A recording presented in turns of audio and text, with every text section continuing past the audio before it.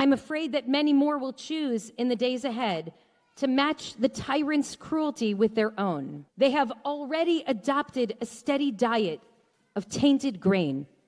They smirk through a press conference when the tyrant confers upon them ill-begotten gains, like schoolyard bullies being rewarded for their cruelty. They stand to get very rich off of the fats of the estate, and yet they sleep well at night, minimizing, downplaying, even justifying the cruelties and excesses, ceding all moral authority to the regime. Even the most egregious of abuses do not awaken this sleeping mass, not the threat of family separation or mass forced deportation and exile, not the targeting of the most vulnerable among us or the overturning of sacred, long-established norms. Nothing. We have to ask why it is that decent people would so willingly cede to an ideological extremism that in another time, in different circumstances, they would find objectively absurd. Some in this camp are driven by righteous motivations.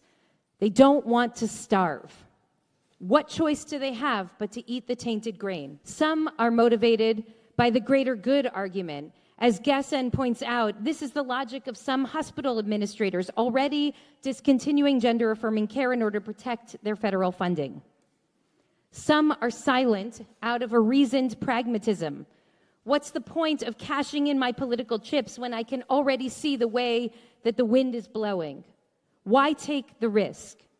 I would put in this category the chilling game week decision of the NFL officials to preemptively remove the long-standing end racism message from the end zone before the Super Bowl, in case it might offend one particular spectator. All of these folks tell themselves, even as they eat the tainted grain, that they're not like the others. They'll never be like the others. They're just doing what they need to do to survive. But no matter what drives them, and despite the goodness of their hearts, it is the silence of this group, the majority of us after all. It is their willingness to conform and consent that clears the path for the tyrant and his ideological acolytes to run roughshod over the nation.